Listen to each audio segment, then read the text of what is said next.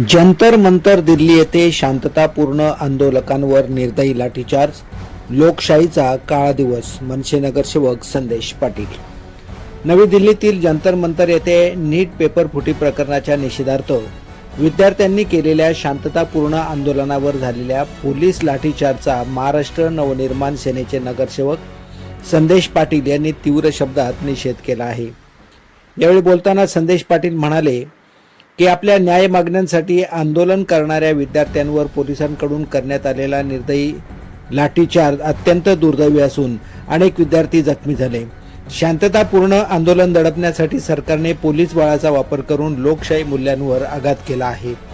जनतेचा आवाज दाबण्याचा हा प्रयत्न असून तो संविधान आणि नागरिकांच्या मूलभूत हक्कांवर घाला घालणारा आहे.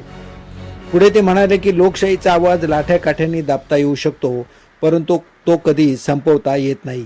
आंदोलनकर्त्यांवर झालेल्या कारवाईचा त्यांनी जाहीर निषेध व्यक्त करत हा दिवस लोकशाहीसाठी काळा दिवस असल्याचेही त्यांनी नमूद केले आहे. वैभव पाटणकर, डोंबिवली.